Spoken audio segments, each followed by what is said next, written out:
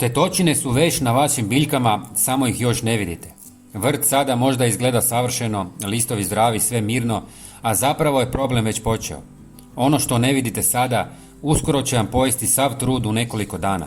Sitna jaja i ličinke već su na biljkama. Skriveni ispod listova i u stabiljke čekaju pravi trenutak. I onda odjednom krene. Listovi se počnu uvijati, rast staje, pojavljuju se štetočine i sve ide nizbrdo. Ljudi tada pokušavaju spasiti situaciju, ali tada više ne kontroliraju problem, nego samo ublažavaju štetu. Upravo zato je ključ u onome što napravite prije nego što išta krene po zlu. Treba će vam par sastojaka, a jedan od njih čini pravu razliku, a nitko za njega ne zna. Prvi sastojak su ljute čili paprike, koje ćemo usitniti u mlincu. Sadrži kapsaicin koji pecka štetnike, pa im list više nije ugodno mjesto za hranjenje. Kad poprskate biljku, većina uši, gusjenica i sličnih napasnika brzo se povuče jer ne podnose taj osjećaj.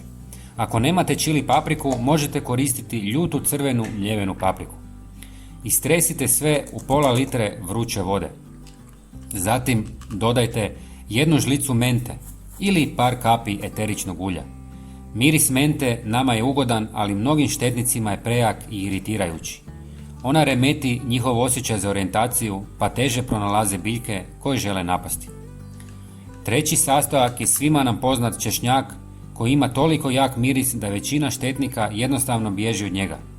Kad ga koristite kao sprej, biljke dobiju zaštitni sloj koji odbija lisne uši, grinje i druge napasnike.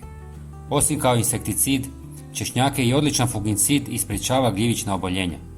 I sad dolazi sastojak za koji mnogi ne znaju, a upravo tu je razlika. Ali prije nego nastavimo, ako želite primati najnovije savjete za vrt i kućne trikove, pretplatite se na naš kanal i uključite zvonce kako biste odmah dobili obavijest za najnoviji video. Potpuno je besplatno. Dodajte pola žlice nim praha. Djeluje drugačije od većine prirodnih sredstava jer ne odbija samo štetnike, nego im prekida razvojni ciklus. Kada dođu u kontakt s njim, prestaju se normalno hraniti i razmnožavati. Zbog toga je odličan za dugoročnu zaštitu, a ne samo kratkoročno rješenje. Nim prah se dobiva od drveta nima i možete ga kupiti u svim boljim trgovinama zdrave hrane.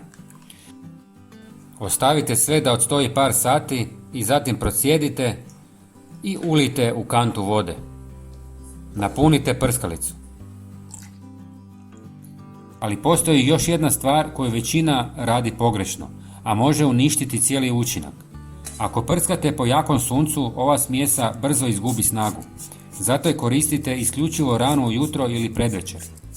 Dobro poprskajte i donju stranu listova jer se tamo najčešće skrivaju štetnici. Ponovite postupak jednom tjedno na početku sezone i krenite na vrijeme, prije nego što se počnu širiti. Lajkajte video kako bi ga vidjelo što više ljudi. Hvala vam i pozdrav!